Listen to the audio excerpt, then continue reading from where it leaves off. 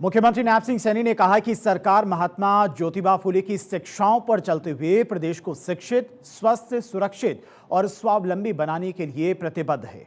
महात्मा ज्योतिबा फुले का जीवन और उनके विचार हमारे लिए मार्गदर्शक हैं। हमें उनके बताए रास्तों पर चलकर एक ऐसे समाज का निर्माण करना है जो समानता, न्याय और भाईचारे पर आधारित हो। मुख्यमंत्री नायब सिंह सैनी ने कुरुक्षेत्र के बाबैन में सैनी सभा कुरुक्षेत्र की तरफ से आयोजित कार्यक्रम में बतौर मुख्य अतिथि शिरकत किया।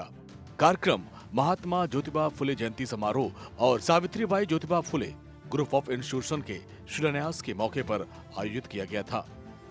मुख्यमंत्री ने कार्यक्रम के दौरान संस्था द्वारा रखी गई Savitri Jyotiba Phule college of nursing खोले जाने की मांग को पूरा करने और स्वैच्छिक कोष से 51 लाख रुपए संस्था को देने की घोषणा की।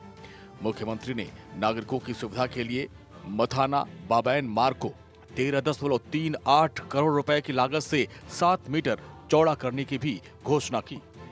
कार्यक्रम में उपस्थित जनसमूह को संबोधित करते हुए सीएम ने कहा कि बड़े ही गर्व और गौरव की बात है कि आज हम ऐसे महापुरुष की जयंती मना रहे हैं जिन्होंने अपने विचारों, अपने संघर्षों, अपने कर्मों से भारत के सामाजिक इतिहास को नई दिशा दी।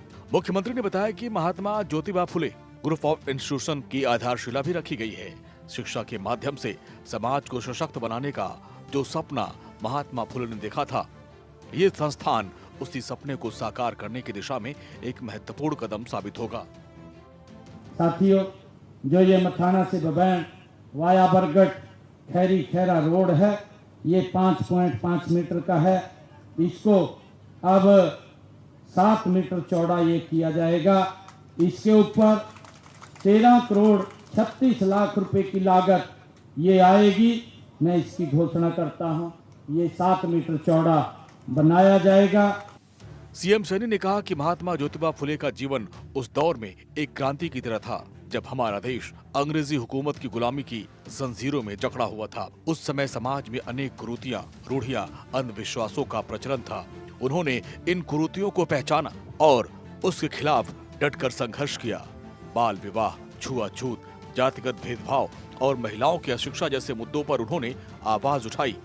वो उस समय किसी साहसिक क्रांति से कम नहीं थी।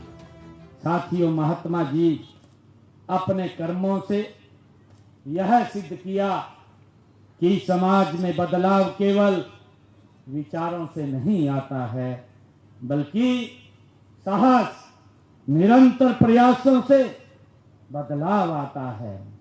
साथियों, उनकी सबसे बड़ी ताकत जो थी वो शिक्षा थी। शिक्षा में उनका अटूट विश्वास था।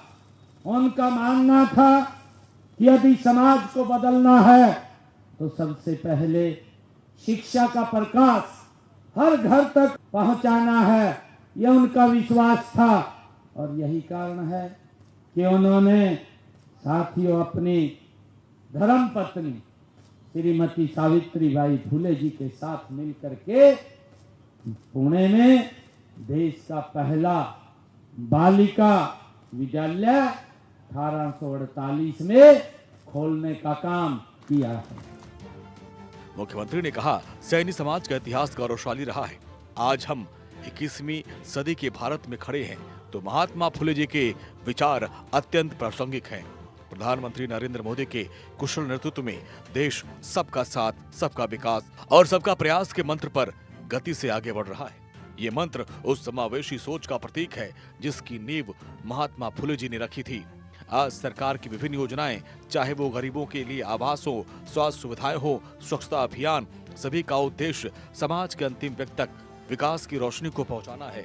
इसी उद्देश्य के अनुरूप हमने हरियाणा में जनहित के कई अनेक कार्य किए हैं।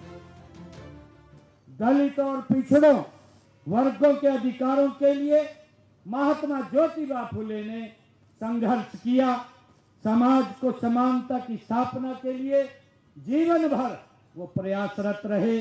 उनका सपना एक ऐसे भारत का बनाना था जहां हर व्यक्ति, साथियों, व्यक्ति को सम्मान मिले, हर किसी को आगे बढ़ने का समान अवसर मिले।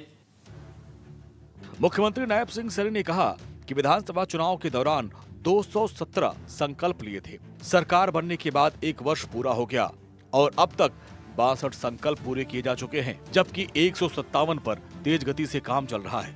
उन्होंने कहा, सरकार ने पिछड़े वर्गों के लिए क्रीमी लेयर की आय सीमा 6 लाख रुपए से बढ़ाकर 8 लाख रुपए वार्षिक कर दी और इसी प्रकार गरीब महिलाओं को 500 रुपए में गैस सिलेंडर उपलब्ध करवाया जा रहा है और 250 करोड़ रुपए की सब्सिडी वितरित की जा चुकी है।